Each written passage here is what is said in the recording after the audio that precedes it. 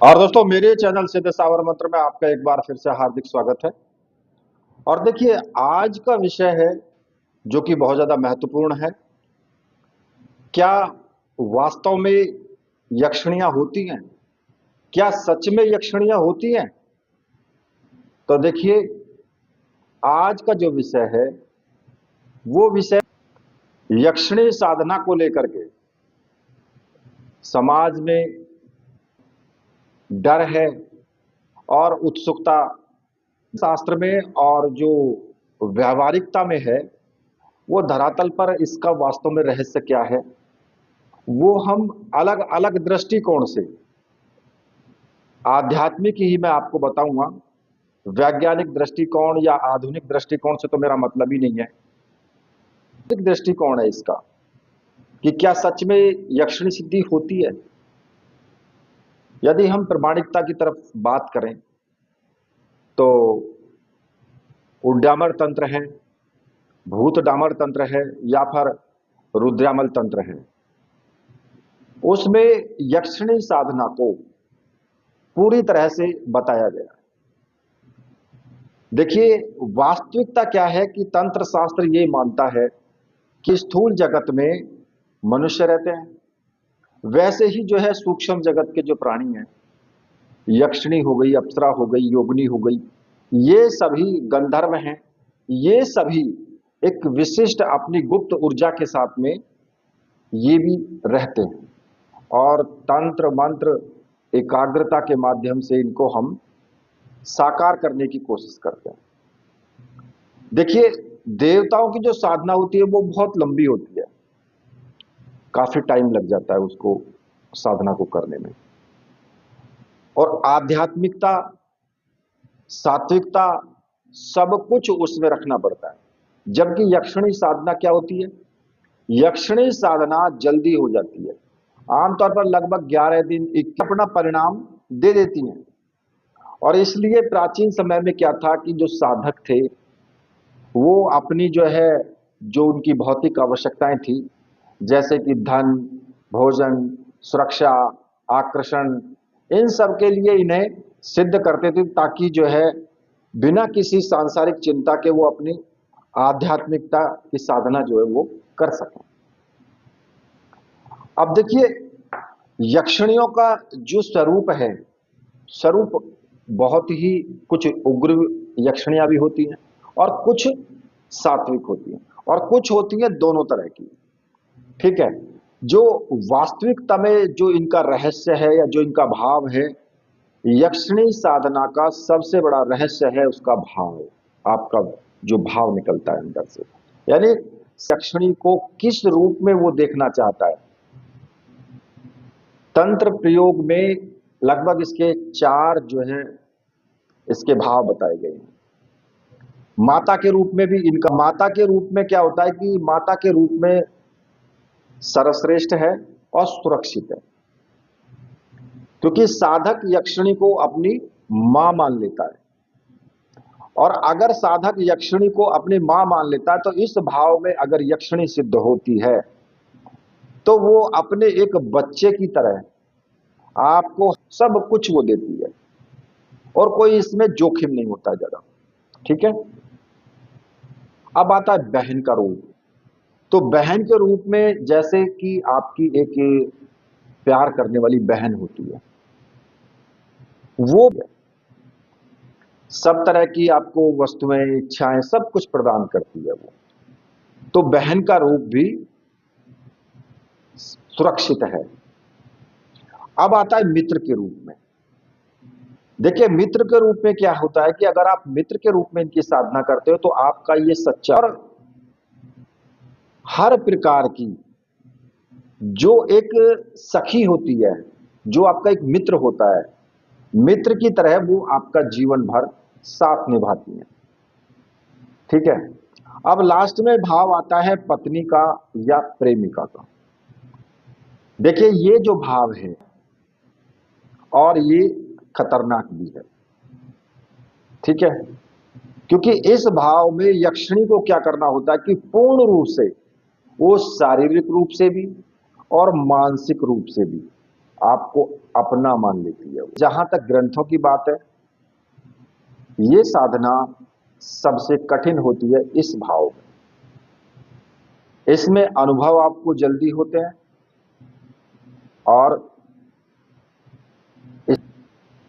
जहां तक बात आती है अप्सराओं की, अप्सराओं में ऐसा नहीं है।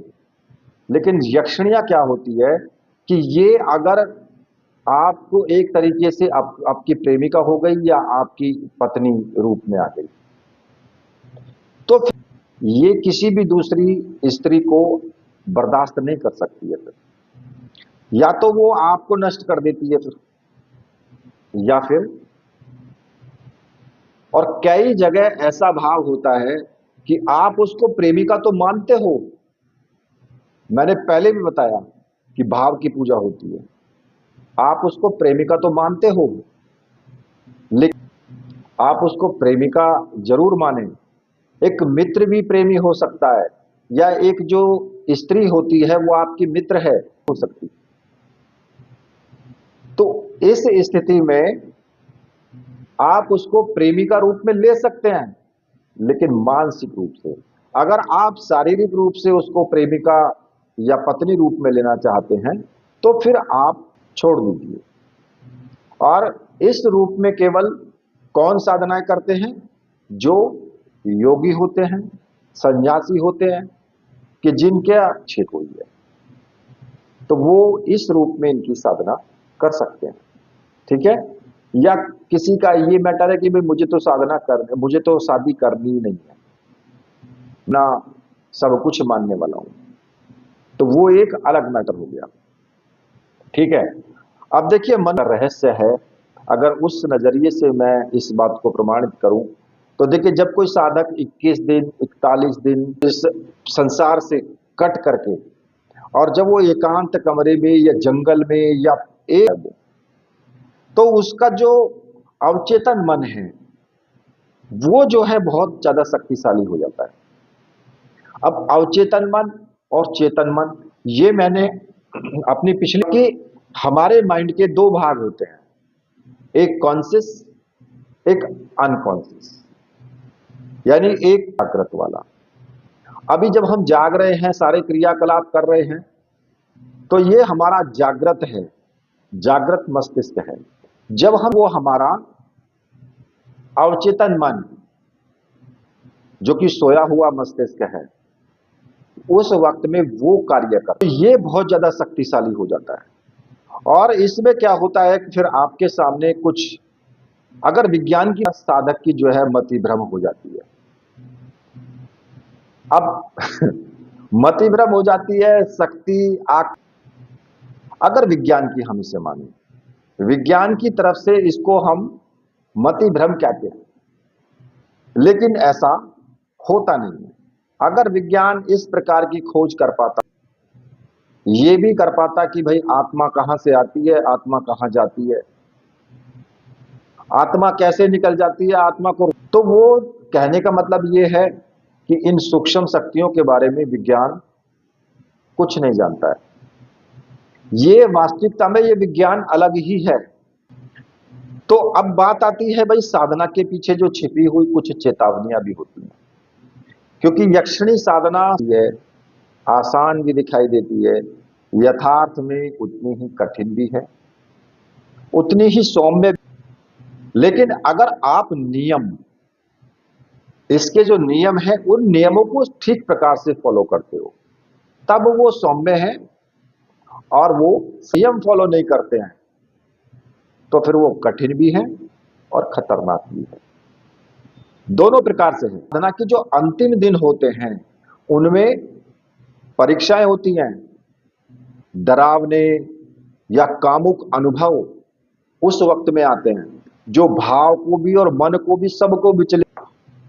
मान लिया कि आपने साधना माता के रूप में शुरू कर दी, और माता के रूप में शुरू करने पर साधना, आपके सामने जो अनुभव आए वो ऐसे आए कि जो कामुक हैं, प्रकार से उन अनुभवों को या अपने मन के भावों को कैसे रोक पाओगे? क्योंकि आप पूर्ण योगी तो नहीं हो, तो साधना खंडित हो जाएगी। और आप इतने सामर्थ्यवान है नहीं कि वो इतना इतना मोहिनी रूप बना करके आएगी, तो आपका भाव जो है वो विचलित हो जाना स्वाभाविक है। तो इसलिए इस साधना को अगर आप मित्र के रूप में करें तो वो ज्यादा अच्छा है। मित्र मित्र को आप अपनी वासना की दृष्टि से भी देख सकते हैं, मित्र को आप मित्रता के रूप में भी देख सकते हैं, सौम्य रूप में भी देख सकते हैं, और मित्र आपका शुभचिंतक भी होता है। और जो मित्र होता है, मित्र को आप प्रेम भी कर सकते हैं। मतलब कि मित्र रूप जो है ये बहुत सही है। ठीक है, अब इसके जैसे कड़े नियम हैं। भाई साधनाओं में अगर जरा सी भी चूक हुई तो मंत्र का गलत उच्चारण नहीं होना चाहिए बिल्कुल भी। और आज 10 बजे, परसों 10:30 बजे, ये सब नहीं चलता है। ब्रह्मचर्य व्रत का जो पालन है वो कड़ाई से किया जाता है। ठीक है, अगर ये आपके जो नियम है वो अगर नहीं होते हैं सही, तो साधना आपकी खंडित हो जाती है, नष्ट भ्रष्ट हो जाती है। अब गुरु होना जरूरी है।